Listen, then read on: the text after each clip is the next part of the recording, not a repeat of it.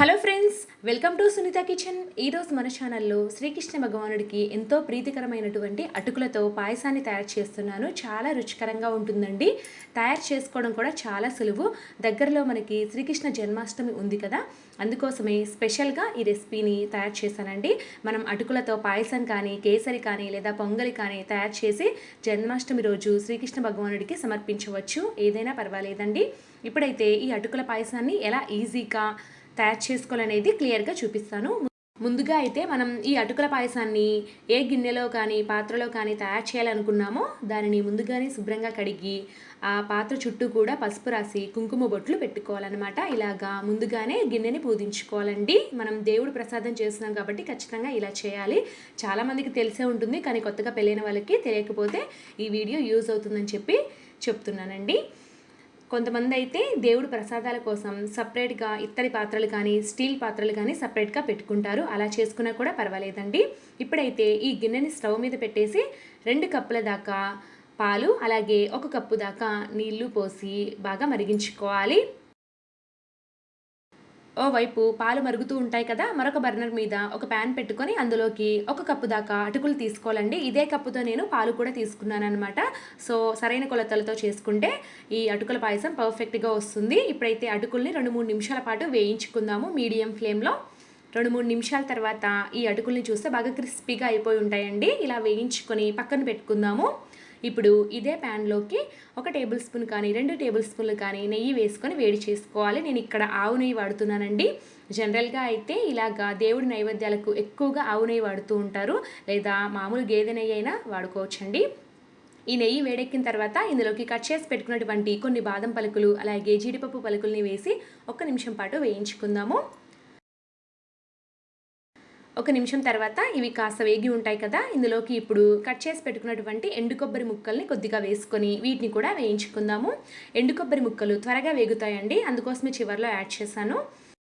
కాసేపటి తర్వాత చూస్తే ఈ జీడిపప్పు, బాదం పలుకులు, ఎండు కొబ్బరి ముక్కలు అన్నీ కూడా బాగా వేగిపోయాయి. ఇప్పుడు వాటిని పక్కన పెట్టుకుందాము. ఈలోపు పాలు కూడా 2 సార్లు పొంగు వచ్చాయండి, అంటే బాగా మరిగినట్లు. ఇప్పుడు మనము ముందుగా వేయించి పెట్టుకున్న అటుకుల్ని ఇందులోకి వేసుకొని బాగా కలుపుకుందాము. ఇప్పుడైతే ఈ అటుకుల్ని మెత్తగా ఉడికేంత వరకు ఉడికించుకోవాలి, మధ్య మధ్యలో కలుపుకుంటూ. ఈ అటుకులు పూర్తిగా ఉడికేలోపు మనము బెల్లాన్ని కరిగించి పెట్టుకోవాలండి. మధ్య మధ్యలో పాలలో మీగడ వస్తుంది కదా, అది కూడా పాలల్లో కలిసిపోయే విధంగా మధ్య మధ్యలో కలుపుకుంటూ కుక్ చేసుకుందాము. ఈలోపు మరొక బర్నర్ మీద ఒక ప్యాన్ పెట్టుకొని అందులోకి 1 కప్పు దాకా నలగొట్టిన బెల్లం తీసుకోవాలి, లేదా బెల్లాన్ని తురిమైనా తీసుకోవచ్చండి, ఎలాగైనా పర్వాలేదు. అలాగే ఇందులోకి 3-4 టేబుల్ స్పూన్ల వాటర్ని వేసి బెల్లం అంతా కూడా కరిగిపోయేలాగా మరిగించుకోవాలి. ఒక 2-3 నిమిషాలకే బెల్లం అంతా కూడా పూర్తిగా కరిగిపోతుంది. అప్పుడు వెంటనే ఈ బర్నర్ ఆఫ్ చేసుకొని ఈ బెల్లం పాకాన్ని మనం వడగట్టుకోవాలండి. ఇది 1 కప్పు దాకా వస్తుందన్నమాట పాకం అనేది. ఇలా ఖచ్చితంగా వడగట్టుకోవాలి, ఎందుకంటే బెల్లంలో కొన్ని మలినాలు ఉంటాయి కదా, అవన్నీ కూడా పైకి వచ్చేస్తాయి. ఈలోపు పాలల్లో అటుకులు కూడా బాగా ఉడికిపోయాయండి, బాగా మెత్తగా అయిపోయాయి అన్నమాట. ఇక్కడ మీకు చూపిస్తాను ఎంత మెత్తగా అయ్యాయి అనేది.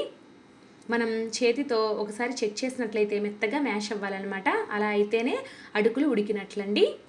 ఇక్కడ చూస్తున్నారు కదా, అటుకులు బాగా ఉడికిపోయాయి. వెంటనే స్టవ్ ఆఫ్ చేసేసుకొని ఇందులోకి 1 పావు టీ స్పూన్ దాకా ఇలాచీ పౌడర్ వేసుకోవాలి. ఇలాచీ వేయడం వల్ల మంచి ఫ్లేవర్ వస్తుందండి.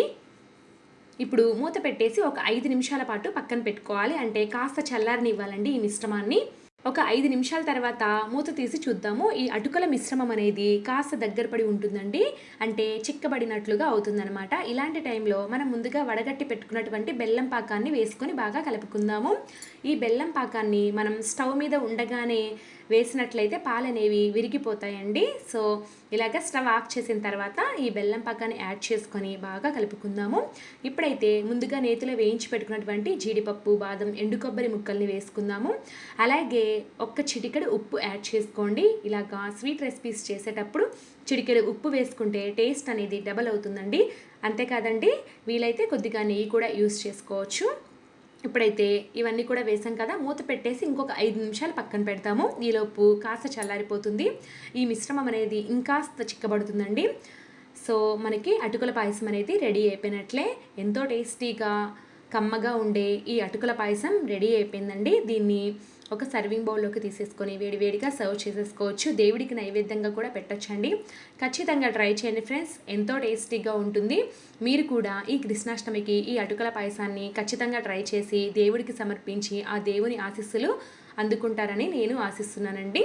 సో ఫ్రెండ్స్, ఈ వీడియో మీకు నచ్చినట్లయితే ఖచ్చితంగా లైక్ చేయండి. అలాగే మీ ఫ్రెండ్స్కి రిలేటివ్స్కి కూడా షేర్ చేయండి. Thank you for watching.